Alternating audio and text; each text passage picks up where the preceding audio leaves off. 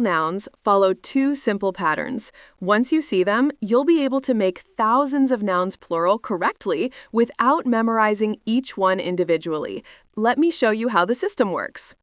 In English, we add s to most words. Cat becomes cats. Dog becomes dogs. Spanish does something very similar, but with one key difference that actually makes it more logical than English. Spanish looks at the last letter of a word and follows one of two rules. Let's start with the easier pattern. If a Spanish noun ends in a vowel, that's A, E, I, O, or U, you simply add the letter S, just like English. The word casa, pronounced casa, means house. To make it plural, you add s, casas, houses. The word perro, pronounced perro, means dog. Plural, perros, dogs. The word estudiante, pronounced s-to-d-ante, means student. Plural, estudiantes, students. Notice something here. All three of those words ended in a vowel sound. Casa ended in A. Perro ended in O. Estudiante ended in E. When you see that vowel at the end, your brain should automatically think, just add S. That's it. No spelling changes, no exceptions to worry about at this stage. Vowel plus S. Let's practice this with some common words. Gato means cat. That ends in O, a vowel, so the plural is gatos. Libro, pronounced libro, means book. It ends in O, plural, libros. Mesa, pronounced mesa, means table, ends in A, plural, mesas. Amigo, pronounced amigo, means friend, ends in O, plural, amigos. You're already pluralizing correctly.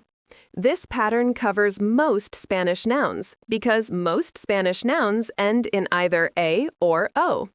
That means you now know how to make the majority of Spanish words plural. But what about words that end in a consonant? That's where Spanish adds one small twist.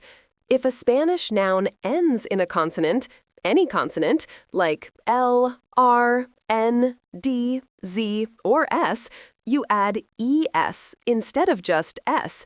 Not just the letter S, but the two letters ES together. Why does Spanish do this? Because Spanish really likes syllables that end in vowels. Adding ES gives you that vowel sound between consonants, which makes words flow more smoothly when you speak. English doesn't care about this. We happily say cats or dogs, ending words with consonant clusters. Spanish prefers to break those up with a vowel. Let me show you what this looks like. The word papel, pronounced pa-pel, means paper. It ends in L, a consonant. To make it plural, you add ES. Papeles, pronounced papeles. Now you have that E sound between the L and the S, making it easier to pronounce.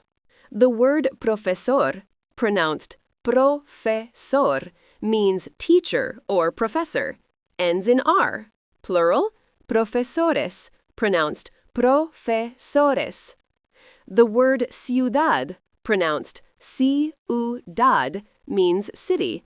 Ends in D. Plural, ciudades, pronounced ciudades. The word color means color, exactly like English. Ends in R. Plural, colores, pronounced colores. See the pattern? Every single time you have a consonant at the end, you add ES. And every time, that creates a new syllable. Papel becomes pa, pe, les, 3 syllables instead of 2. Profesor becomes pro, fe, so, res, 4 syllables instead of 3. That extra syllable is the E creating space between consonants. Now you understand both patterns. Vowel ending, add S. Consonant ending, add ES. These 2 rules handle the vast majority of Spanish plural nouns. You don't need to memorize whether individual words are regular or irregular.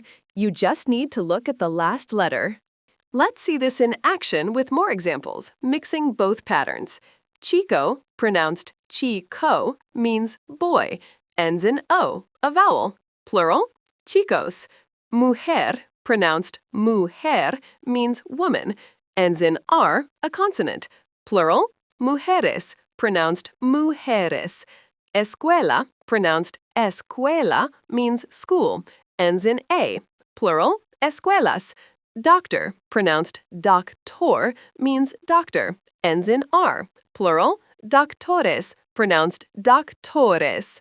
Silla, pronounced silla, means chair. Vowel ending, plural, sillas.